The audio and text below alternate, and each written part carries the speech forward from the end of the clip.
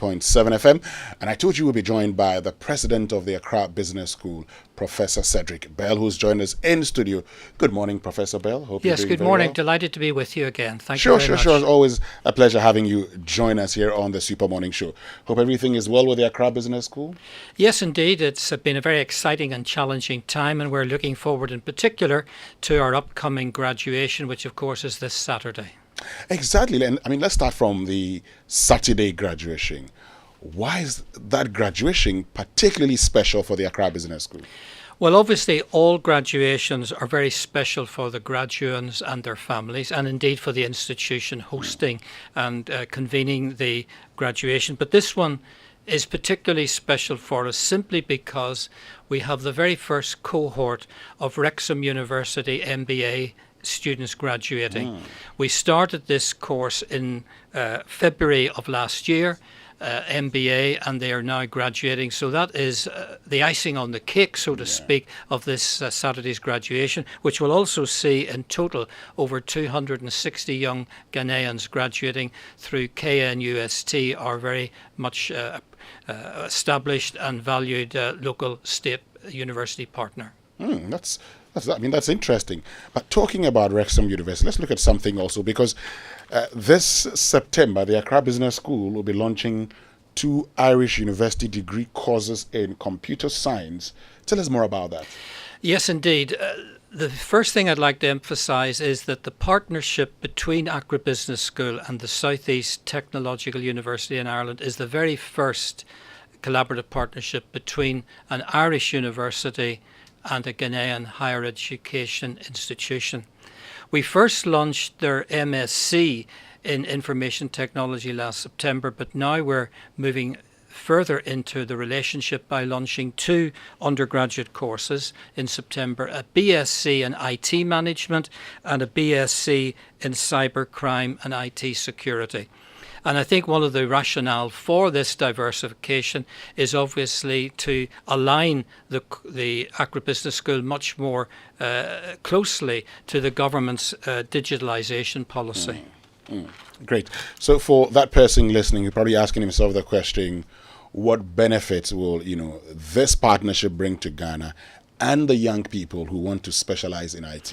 Very good question. First of all, in general terms, people with IT skills are in great demand. They're in great demand because there's, in my opinion, exceptional job security. There are usually very high starting salaries, particularly in the West. I hope it's also the case here in Ghana. Sure. And thirdly, there are diverse job opportunities across a myriad of disciplines. So that's the overall benefit. But the particular benefit to Ghana is, of course, to align very much with the government's thrust in digital economy and digitalisation of government services, as evidenced by, for example, the Ghana Card project. Because to enable the government to achieve their digitalisation goals, they will need plenty of young Ghanaians with the appropriate IT skills to drive change and improve productivity. So what's the name of the Irish University again? It's the South East Technological University, and they're specialists in IT and computer sciences. Okay, great. Now, over the last year, Accra Business School has been extending its strategic international influence. It's important to know how this has been done and what we can expect later this year. How has that been done? Well, I think we've been trying to build what we call our soft power credentials.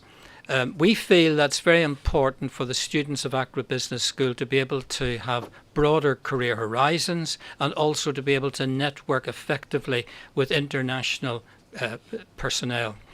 I suppose the highlight over the last year in this strategy was our Global High Flyers Conference in May of last year, which featured, amongst others, General David Petraeus, the well-known US battlefield commander, who had formerly been Director General of the CIA. He was a speaker, as with Lord David Treisman, who was a former British cabinet minister in the administrations of Tony Blair and Gordon Brown.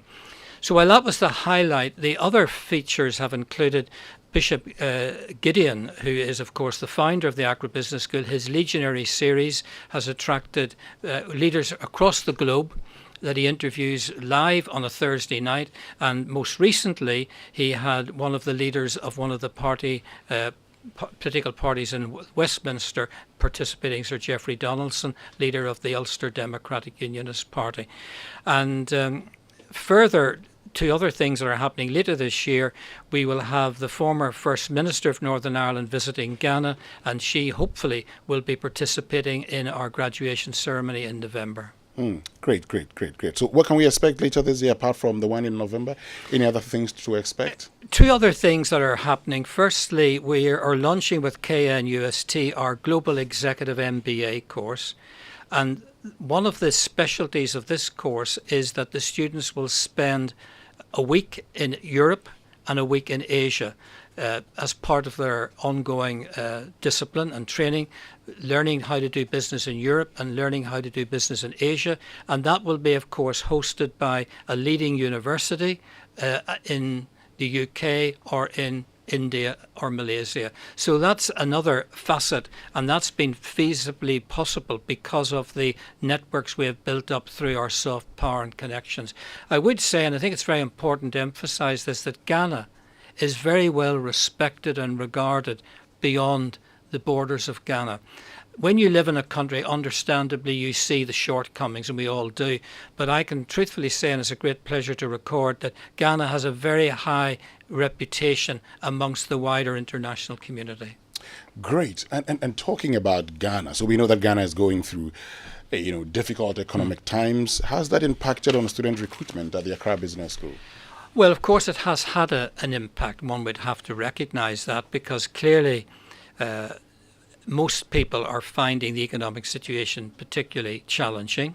Where we have been able to some extent mitigate it is we've got a very strong connection with KNUST, our local state university partner, and students have tended to gravitate slightly more to those courses than the international ones. The problem with, or the challenge with the international courses is that the students have to pay their fees in US dollars, and given the currency rate of exchange between the cedi and the dollar of late, that's been particularly challenging. Having said that, we've also very flexible payment arrangements at the Accra Business School. We are very much working with the student community to ensure maximum opportunity and realistic payment arrangements. Great, but we also would recognize that many other countries, including the UK, are also experiencing challenging economic circumstances.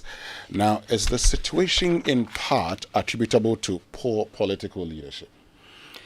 Well, clearly the world has gone through and is going through very challenging economic circumstances, and you're absolutely right. It's not just affecting Ghana, it's affecting many, many countries. Clearly, politicians cannot be held responsible for events like a global pandemic, nor to a lesser extent what's happening in Eastern Europe between Russia and Ukraine.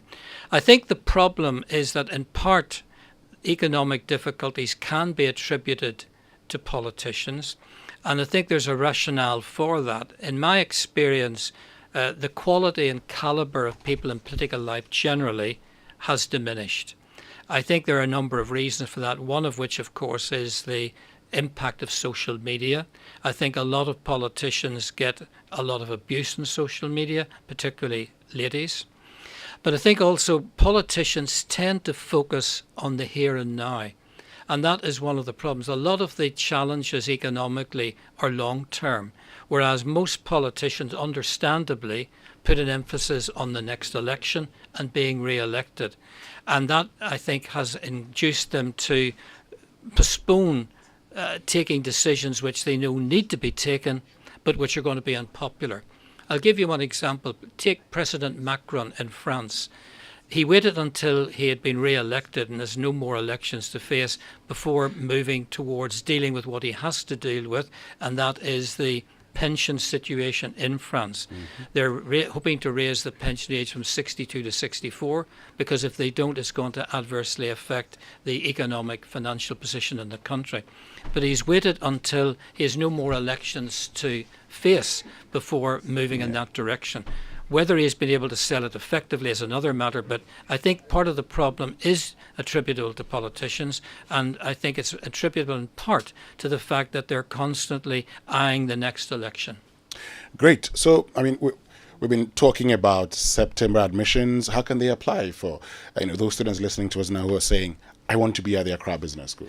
Well, we would welcome that. We're going out to a number of schools over the next few weeks. We will be welcoming any expressions of interest from students for the 2 computer science courses that we're launching in September. We expect a very positive uptake for the reasons I've given, and the fact that Ghana is moving progressively to a digital economy, and therefore people with good IT skills will have a very bright future in Ghana or elsewhere. Just one further thing about the SETU, Southeast Technological University opportunity. Students after 2 years study at the Accra Business School can transfer to Ireland to complete the course, and of course if they do that they will then be eligible for work rights in the Irish Republic, which we think will be a tremendously attractive USP. Thank you very much, Professor Cedric Bill. But could you share your website with us so that for these students they could just get in there and constantly monitor when the courses will be advertised? Yes, the Accra Business School is based in Ammon Square, Spintex Road, and of course the website is I'm more than happy to make that available to you. And we're on the internet, we're on Instagram, and all the usual media outlets that you would expect. Great. Thank you very much, Professor Cedric Bell, who is president of the Accra Business School, for joining us here on the Super Morning Show on Joy 99.7 FM. But of course, coming up is that interview with the Attorney General, Kojo. Absolutely, Winston. And